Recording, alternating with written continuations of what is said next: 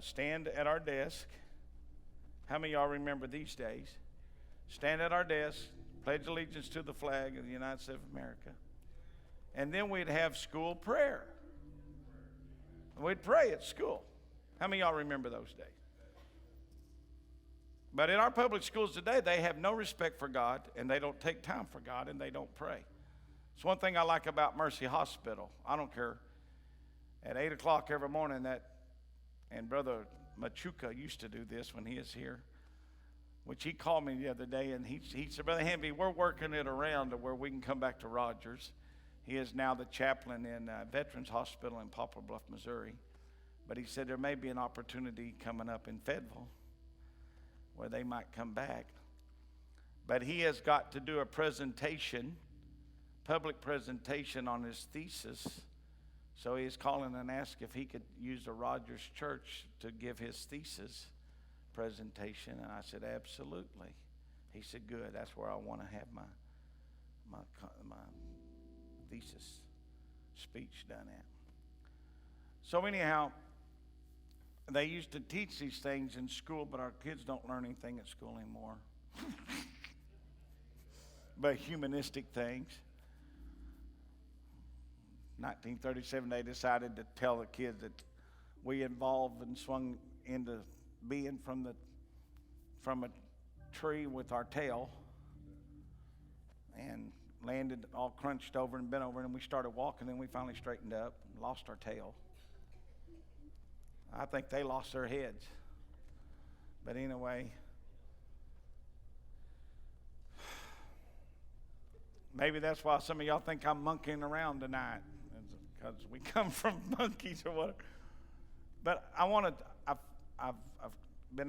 come out here and prayed today, and I was talking to the Lord, and I just want to take a couple of minutes here to tell you that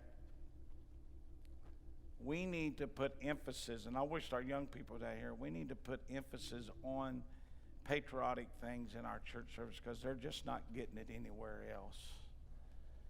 Amen. But we have a great country. And I have a little something here I wanted to share with you. When President Reagan was elected, I received this book in the mail, and I've kept it ever since. So I was looking at the printing date, 1986. I've kept it all these years. I read out of it a lot because it is the rebirth of America.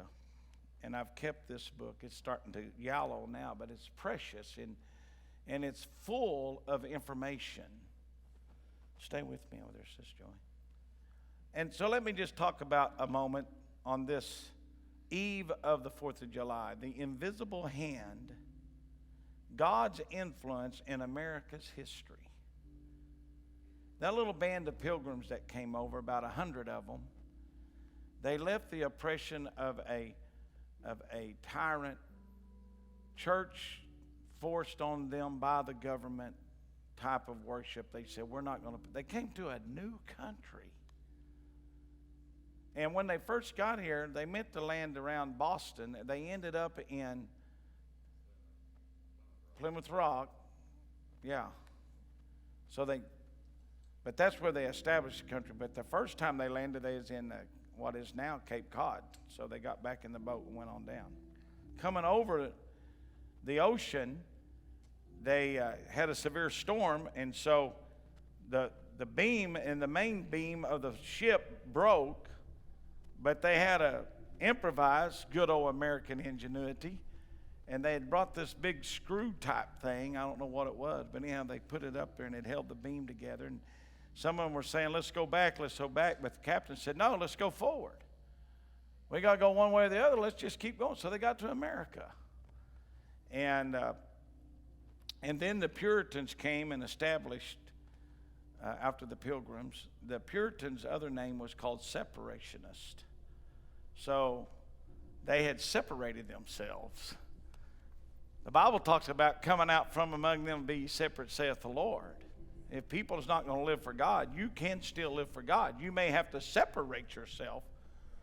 But our country was built on people that came over here for not political reasons, but strictly to have a country where they could worship God in their beliefs of one God, one sovereign God. So our country is a Christian country. Our former presidents said it was a Christian country. I don't care what this recent president said that it's not. He's wrong. It's established in our Constitution as a Christian country. And President Obama can't take that away from us. I don't care how much he says it in a foreign government. Our founding fathers and men like the Yale president Ezra Stills seemed to sense the destiny of a young American nation and had this to say: George Washington, John Adams, Benjamin Franklin, and Abraham Lincoln, to name only a few figures in American history, seemed to see clearly the providence of God behind the events of their day. The nation did not unfold by accident or happenstance, they insisted, but by divine design.